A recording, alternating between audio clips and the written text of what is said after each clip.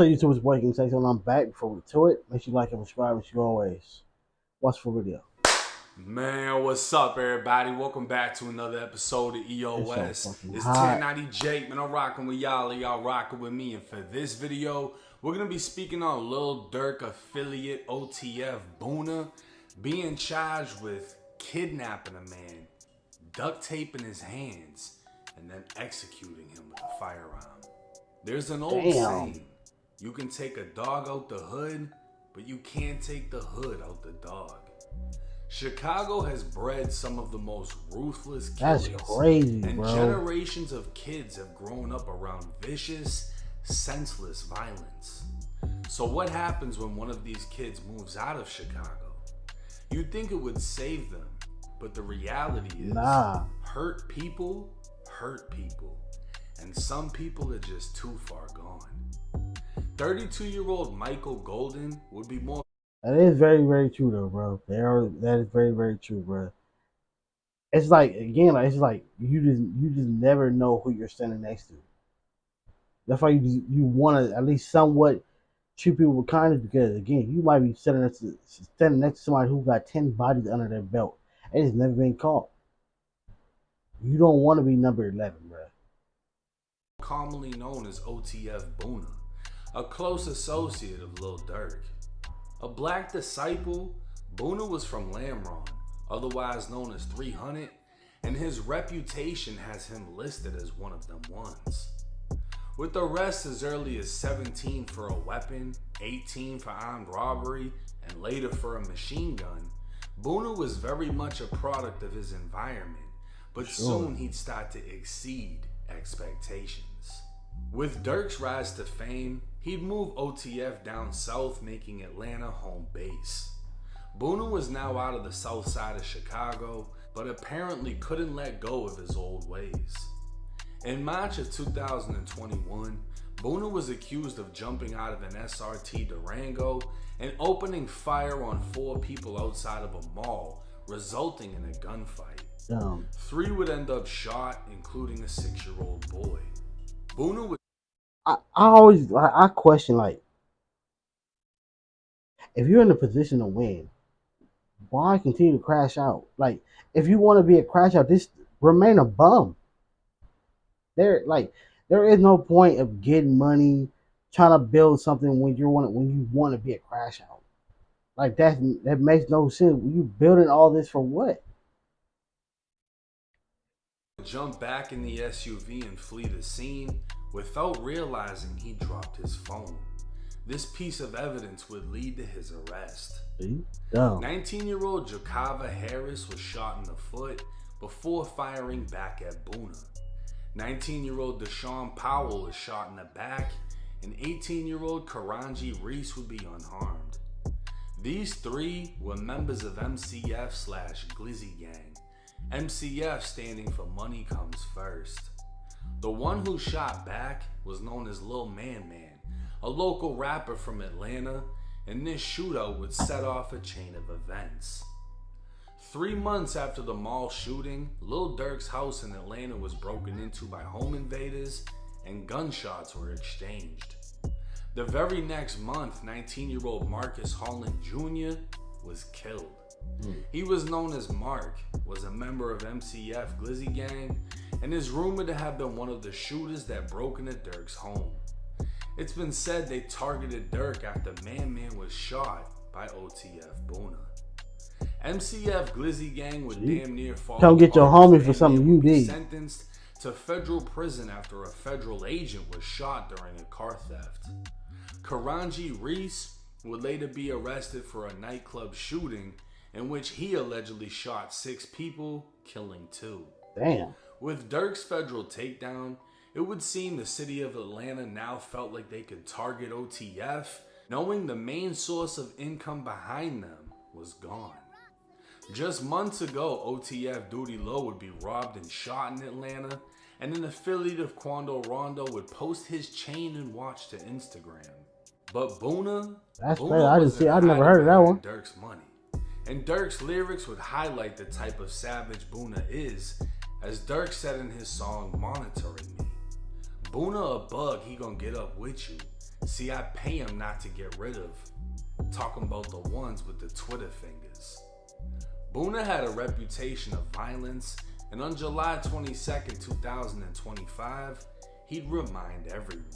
My husband was driving, it was around 7 a.m. when leaving to work, and he actually saw the body and saw the officers, and he stopped and he was like, you know, should we be worried? What makes this mystery even more puzzling is what Abby Gonzalez and her neighbors say they didn't hear at around 6 o'clock Tuesday morning.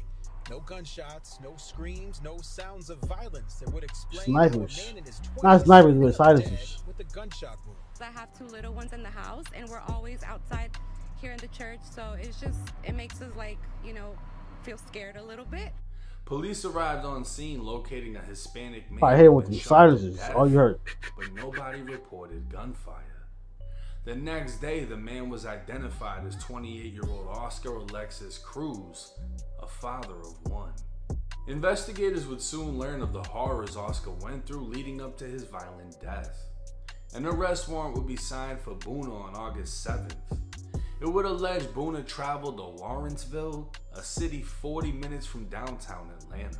Between 1:30 in the morning and traveling for a body is crazy. Police allege Boona broke into Oscar's home, bound his hands with duct tape, demanded money, searched through his home, and executed him by shooting him multiple times, then dumped his body 9 minutes away in a church parking lot. Boona would be charged with murder, aggravated assault, home invasion, kidnapping, armed robbery, and possession of a firearm by a convicted felon. Escaping the city of Chicago and moving to I want to know what for, bro. Like, did he owe you 100,000? I mean, yeah, 150,000, 250. Like, that's crazy. And even if a nigga owes you that, you can't get paid if he's gone. Atlanta for a new start. OTF Boona is just Boona without Durk. The fame, the fortune was sitting inside of a federal facility, while Boona was left to fend for himself and revert back to the old him. As the quote says, you can take a dog out the hood, but you can't take the hood out the dog. And now, Boona is facing fucking forever. And for bounding someone with duct tape before executing them, I wouldn't be surprised if he faces execution by the state of Georgia. Now, one of the most important things to take from this video, in my opinion, is Lil Durk is OTF. OTF is nothing without Lil Durk. I don't think anybody has really reached that level of success aside from a handful of people out of Chicago, right? You got G Herbo, you got Chief Keef. As far as like millionaires or even multi-millionaires, Lil Durk is up there. And the guys he had around him were willing to do shit because that's what kept him. Yeah, but like, that's why, like, again, if you're around somebody who's getting it back, this is all right for this guy. You're around him, right? You're around Durk. You're making music because, hey, and the OTF is going up. You see Durk is down. All these other people are going down. Why not continue to stay on the music? Just keep that going, so therefore you can be the new leader. While everybody else is going in jail, you kept the trophy going. You relit the torch and kept it going. That's what people fall off. That's like, and then plus when you're around somebody who's getting money, right, and you're getting money with them, you need to be trying to start you something else on the side. You can't just be dependent on the way that you're eating from them, especially if you're eating with them and they're doing something that can end everything if they're gone. Like, if I'm working for somebody, again, say if I'm working for Durk, right, and knowing that he's doing X amount of things on the side, knowing that one day if things go left, he can be gone, he can go to jail, and everything is done. I'm gonna be trying to make sure I start me some type of business on the side, a laundromat, a barbershop, something. In Durk's circle. Other than that, they didn't have anything. They didn't really add any value. They weren't dropping hit songs. And the music is how Durk is getting all of his fucking money. Without Durk, these dudes ain't OTF. They're just them. The money, the fame, the fortune, it's gone. It's inside of a federal facility. It's Durk. Without him, there's nothing else. And the thing is, his money going to the lawyer. His money going to fight this case. He can't go look out for you niggas right now. You see how it went for Thug? Them niggas start switching. They ain't got the money he got. Whoever else was claiming OTF in Atlanta, all that shit they was stirring up. You know, they said Vaughn went down there and killed somebody, this and that. Then they had the robbery case where someone else got popped. Like, they went down to Atlanta and got into some shit.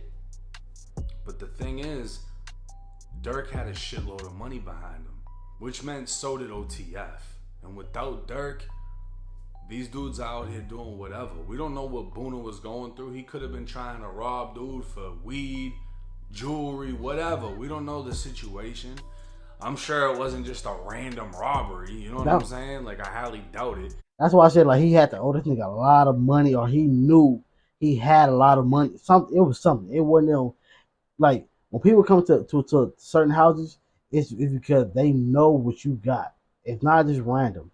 Like, yeah, it's random to the fact that you don't know them personally, probably, but a lot of times they know what you got. They ain't coming in for nothing.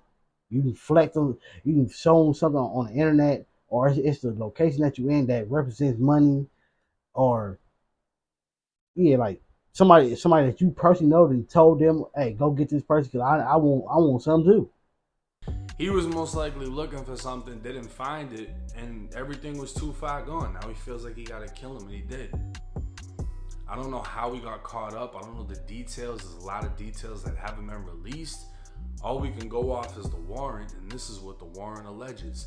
He broke into the crib, tied him up with fucking duct tape, searched through his shit, threatened him, kidnapped him, shot him to death, and dumped him in a church parking lot where he got found by a neighbor at 6 in the morning. That's crazy. I was left in the realization sets in when you see people that were once with a multi-millionaire traveling the world, being up on stage with him, now doing desperate crash out shit like this. And the realization is gonna hit him even more now that he realizes he needs a legal team, and he doesn't have that Drew Findling money. He doesn't have Young Thug's lawyers money, you know? Yeah. He's just fucking Boona. What does he have? The fact that he went and allegedly did something like this shows you he doesn't have much. Otherwise, he wouldn't be risking it all. Yeah. The only question like that, you ain't got nothing to lose. Duty Low. He got robbed, he got shot, and he went and did an interview on Danza Project. Shout out to them. And he basically broke it down like, you know what? Some gangster shit went down, and I just got to respect the game. That's it. He didn't go crash out about it, because he's still getting to a bag. He still has something going on. And he's staying out the way because clearly he watched his boy get taken down by the feds. Come on, bro. Obviously, nobody wants to go out like that. So I hope y'all are able to get a message out of this video.